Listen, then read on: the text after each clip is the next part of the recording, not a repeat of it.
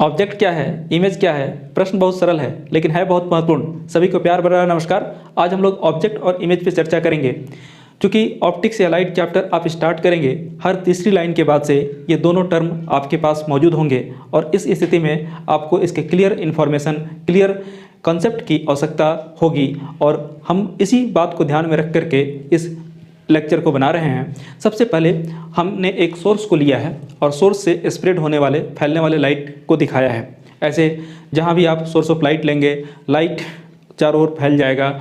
लेकिन इस फैले हुए लाइट को जब रिप्रेजेंट करने की बात आती है, कॉपी पे ड्रॉ करने की बात आती है, तो ऐसी स्थिति में आपको एक इमेजिनरी कॉन्सेप्ट का हेल्प लेना पड़ेगा। उसको हम लोग रे ऑफ लाइट बोलेंगे। जैसे कि मैंने एक रे ऑफ लाइट यहाँ पर ड्रॉ किया हुआ है। ये ठीक उसी तरह से है जैसे मैग्नेटिक फील्ड को रिप्रेजेंट करने के लिए मैग्नेटिक फील्ड लाइंस चाहिए, इलेक्ट्रिक फील्ड को रिप्रेजेंट करने के लिए इलेक्ट्रिक फील्ड लाइंस चाहिए। तो जहाँ भी हमको लाइट को रिप्रेजेंट करना होगा वहाँ पर रे ऑफ लाइट ले लेंगे। अभी अगर हम रे ऑफ लाइट की बात करें तो ये पॉसिबल नहीं है कि कितना भी फाइन रे हम ड्रॉ कर लें वो सिंगल रे ऑफ लाइट हो। एक्चुअली हमें अक्सर क्या मिलता है, तो collection of beam of light मिलता है, रे ऑफ लाइट मिलता है। तो collection of ray of light में हमारे पास पॉसिबिलिटी 3 हो सकती है। ये पहले पॉसिबिलिटी की बात कर रहे हैं। ओके, ये दूसरे पॉसिबिलिटी की भी बात हम लोग चलिए कर लेते हैं और ये तीसरी पॉसिबिलिटी की भी बात आप कर लीजिए। ओके, तो तीसरी पॉसिबिलिटी आपके पास कुछ ऐसी हो सकती है। ओके, पहले केस में आप देख रहे हैं पैरेलल बीम दिख रहा है, दूसरे केस में आप देखिए ये डाइवर्जिंग दिख रहा है और तीसरे केस में आपको कन्वर्जिंग दिख रहा होगा। ओके, अब बात हमने कहा था कि यहाँ पर चर्चा करेंगे कि ऑब्जेक्ट क्या है। ओके, तो ऑब्जेक्ट की जहाँ तक बात है, इस चैप्टर में, पूरे चैप्टर में ऑब्जेक्ट को एक सोर्स कंसीडर किया गया है जहाँ से लाइट स्प्रेड करे, जहाँ से लाइट प्रोपगेट करे। तो ये सोर्स कैसे हमको ऑब्टेन होगा, तो रे के टर्म में अगर आप बात करेंगे, बात सारी हमको रे के टर्म में ही करनी है। रे के टर्म में अगर बात करेंगे तो point of intersection of original rays, जिसको इंसिडेंट रेज भी कह सकते हैं, यही आपका ऑब्जेक्ट है। जैसे अगर हम सब तरफ से इस पॉइंट को पाने की कोशिश करते, रे को वापस लाते, तो एक जगह पे जाकर के वो इंटरसेक्ट होता और जिस पॉइंट पे इंटरसेक्ट होता वो पॉइंट ही सोर्स कहलाता। यहाँ पर सोर्स मतलब source of light. Dictionary meaning से थोड़ा सा हम लोग डिफर करेंगे यहाँ पर ऑब्जेक्ट के टर्म में। डिक्शनरी मीनिंग आपको बोलता है कि ऑब्जेक्ट वह है जिसको सेंस किया जा सके, जिसको टच किया जा सके, जिसको फील किया जा सके। लेकिन हम रे ऑफ लाइट के टर्म में, ऑप्टिक्स में जब बात करेंगे तो ऑब्जेक्ट वह है जहाँ पर ओरिजिनल रेज या इंसिडेंट रेज इंटरसेक्ट करें। जैसे हम यहाँ पर देख रहे हैं कि इस केस में जो रेज है यहाँ पर इंटरसेक्ट किया, यानी यहाँ पर आपका ऑब्जेक्ट है। ओके, ये ऑब्जेक्ट का पोजीशन है और यहीं से रे निकल रहे हैं। अब आप पूछ सकते हो कि ये पैरेलल रेज हैं, यहाँ पर इंटरसेक्शन पॉइंट कहाँ मिलेगा।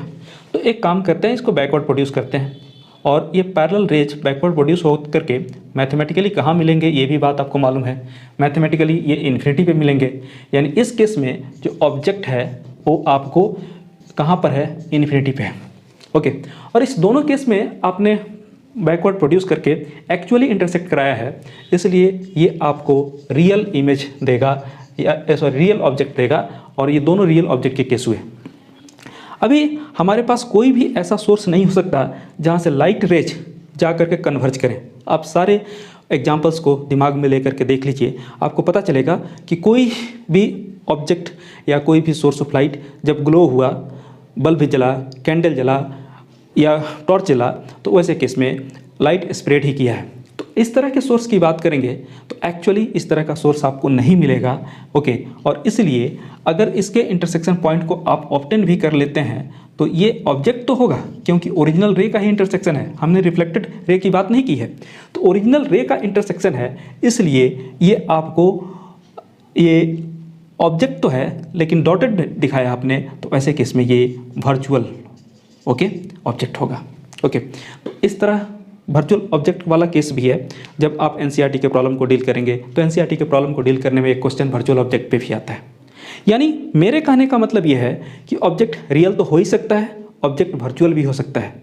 ओके, 10th तक के कॉन्सेप्ट में ऑब्जेक्ट वर्चुअल नहीं हुआ था, लेकिन 12th के कॉन्सेप्ट में ऑब्जेक्ट वर्चुअल होने की पॉसिबिलिटी भी है, क्वेश्चंस भी हैं। ओके, तो चलिए अभी तक आपने जो डिस्कस किया वो डिस्कस किया ऑब्जेक्ट के बारे में। वो नहीं, ऑब्जेक्ट क्या है, तो यहाँ पर ऑब्जेक्ट ओरिजिनल रेज या इंसिडेंट रेज का पॉइंट ऑफ इंटरसेक्शन है। बस इतनी बात आपको याद रखनी है। अब चलिए नेक्स्ट बात करें इमेज के बारे में। इमेज जैसा कि आपको डेफिनेशन में मालूम है कि the point of intersection of reflected और refracted rays which gives appearance of the object is known as image. तो ये अपीयरेंस जो मिला वो इमेज है। अब point of intersection of reflected या रिफ्रैक्टेड रेज दो तरह से हो सकता है, एक तो रियली, एक्चुअली वो जा करके मिट किया हो, एक्चुअली जा करके इंटरसेक्ट किया हो। जब एक्चुअली जा करके इंटरसेक्ट करेगा तो एक्चुअल इंटरसेक्शन के कारण रियल इमेज बनेगा, जैसा कि आपको दिया हुआ है कि actual intersection of reflected oblique refracted rays gives that real image. अभी वर्चुअल इमेज की बात करेंगे तो जब भी इमेजिनरी वे में प्रोड्यूस करके रेज को कहीं इंटरसेक्ट कराया जाए जहाँ वो इंटरसेक्ट नहीं कर रहा था, ऐसी स्थिति में जो इमेज हमको मिलेगा वो इमेज वर्चुअल इमेज होगा। इसके बाद एक और इम्पॉर्टेंट पॉइंट, जितने भी रियल इमेज होते हैं उसको स्क्रीन पे फोटोग्राफ किया जा सकता है, ऑब्टेन किया जा सकता है, जबकि वर्चुअल इमेज स्क्रीन पे ऑब्टेन नहीं होते। एक जनरल बात बताते हैं, उसमें थोड़ा सा स्पेशल भी कभी कभी होना पड़ेगा कि जनरली जो वर्चुअल इमेज होते हैं वो इरेक्ट होते हैं, अपसाइड अप होते हैं, और रियल इमेज अपसाइड डाउन होते हैं। अब आपने बोले यहाँ इन्वर्टेड, किस बिना पे आपने कह दिया कि जनरली? हाँ, एक दो एग्जाम्पल ऐसे हैं जहाँ पर आपको पता चलेगा। जैसे हमारे माइंड में किसी का भी इमेज जो बनता है वो तो इन्वर्टेड ही बनता है, माइंड उसको इरेक्ट इंटरप्रेट कर लेता है।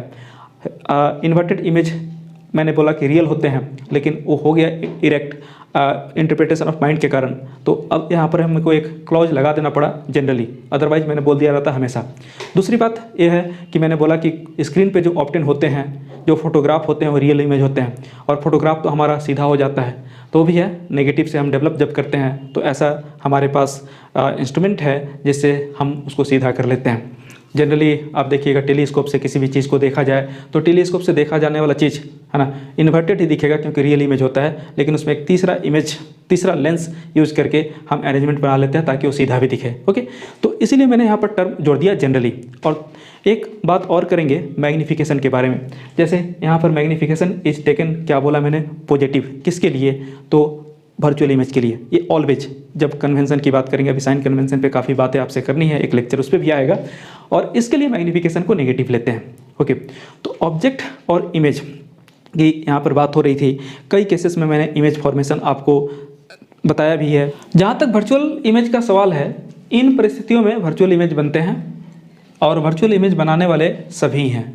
आपका concave lens, concave mirror, convex lens, convex mirror, okay, सभी वर्चुअल इमेज बनाते हैं। लेकिन रियल इमेज की जब बात करेंगे तो केवल आपको कॉनकेव मिरर और कॉन्वेक्स लेंस ही बना पाता है। ऐसे वर्चुअल में एक और नाम जुड़ जाएगा, वो प्लेन मिरर का होगा। प्लेन मिरर भी आपका वर्चुअल इमेज बनाता है।